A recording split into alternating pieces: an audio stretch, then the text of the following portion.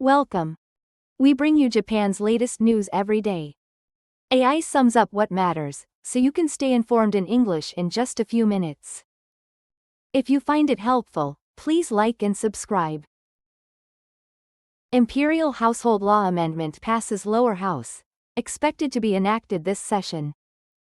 The Imperial Household Law Amendment Bill, aimed at ensuring an adequate number of imperial family members, was voted on in today's plenary session of the House of Representatives and passed with the support of the Liberal Democratic Party, Japan Innovation Party, Democratic Party for the People, and other parties.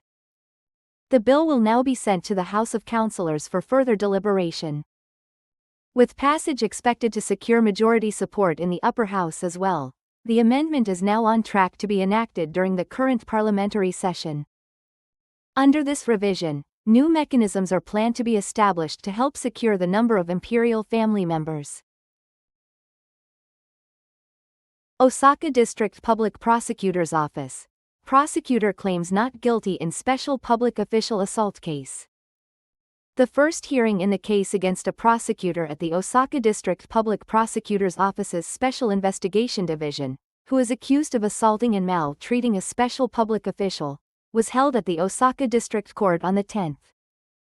The prosecutor is charged with intimidating a suspect during interrogation by pounding on a desk while saying things like, "Don't disrespect the prosecutor's office," and continuing to verbally abuse the suspect. At the hearing, the prosecutor argued not guilty, claiming, "My actions do not constitute maltreatment and no crime was committed."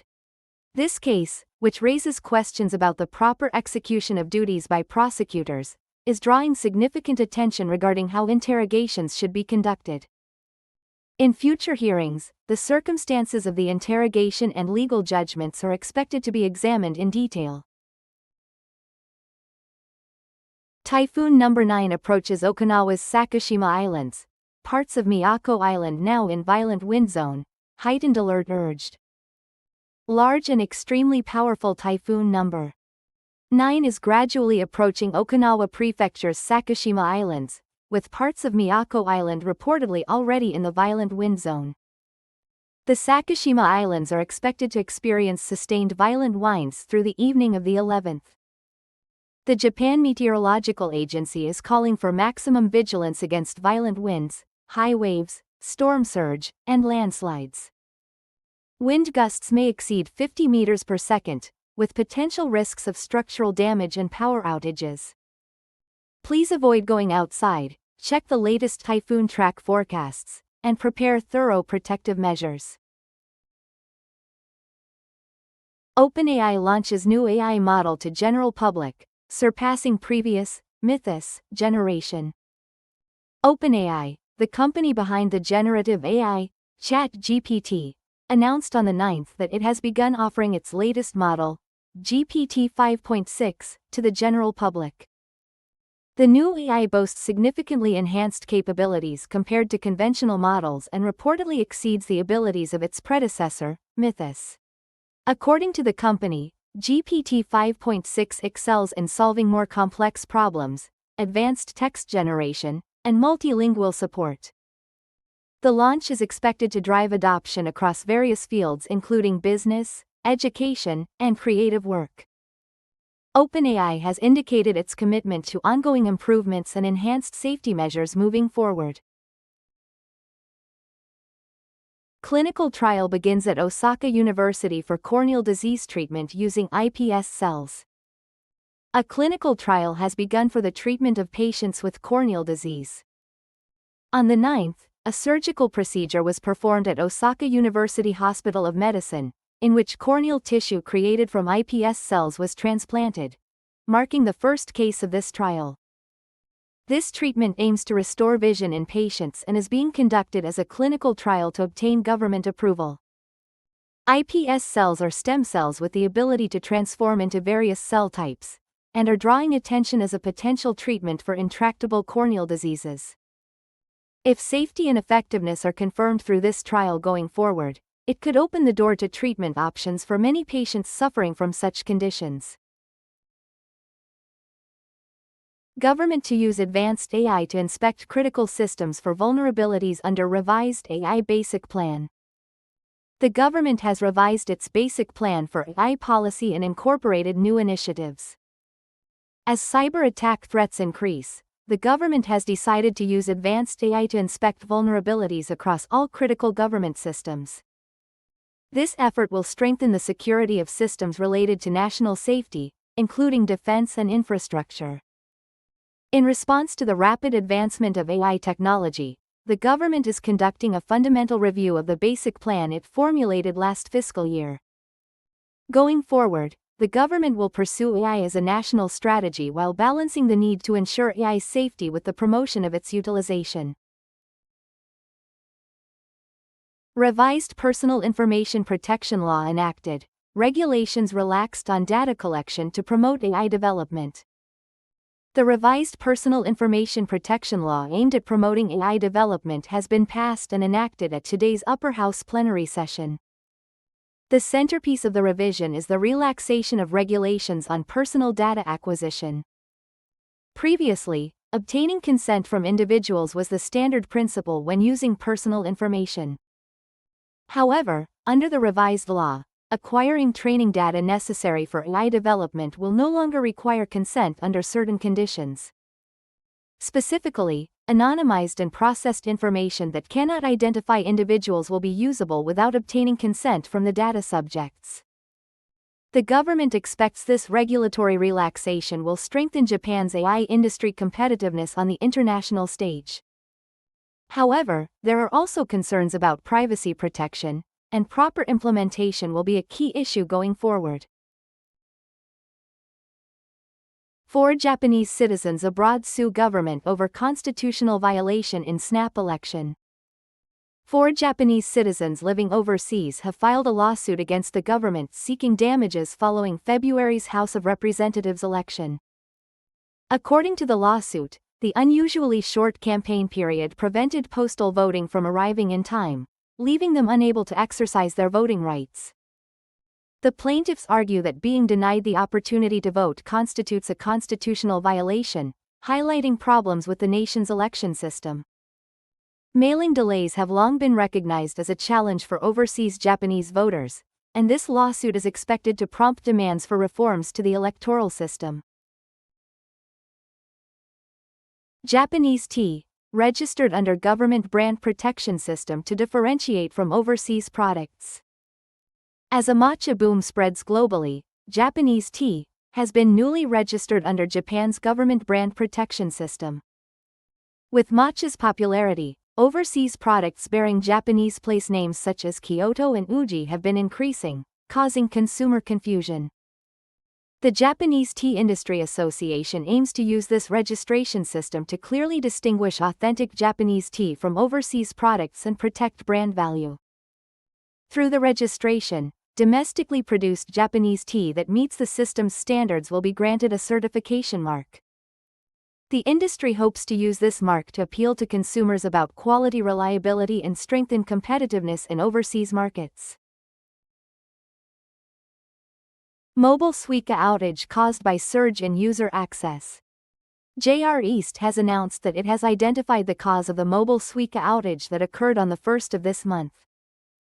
The company says the trouble, including the inability to charge accounts, was caused by a sudden surge in user access that placed heavy strain on the servers. Going forward, the company plans to strengthen server processing capacity and enhance its system monitoring system.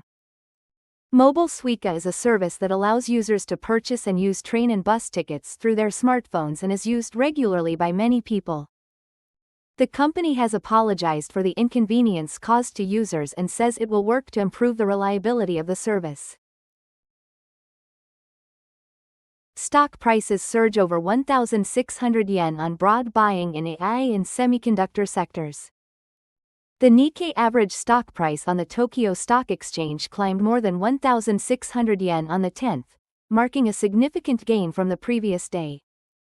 The rally was driven by widespread buying orders, particularly in AI-related and semiconductor stocks, as market sentiment strengthened around the outlook for continued expansion in the AI market. The buying momentum reflects rising expectations for increased earnings at these companies as generative AI technology advances. Market analysts say it is highly likely that investment interest in these related stocks will continue in the coming period. 10 years since South China Sea arbitration ruling. Philippine Foreign Minister calls it unwavering foundation of international order. Philippine Foreign Minister Lazaro has issued a statement ahead of the 10-year anniversary on the 12th of the international arbitration ruling that completely rejected China's territorial claims in the South China Sea. The foreign minister emphasized that the arbitration ruling is an unwavering foundation of the international order, reaffirming the importance of this decision. The 2016 arbitration ruling determined that China's claimed vast territorial rights in the South China Sea have no basis in international law, representing a significant achievement for the Philippines. Foreign Minister Lazaro has demonstrated his commitment to maintaining regional stability and peace through cooperation with various countries, including Japan, and continues to call for the maintenance of an international order based on international law. Russia's military invasion of Ukraine.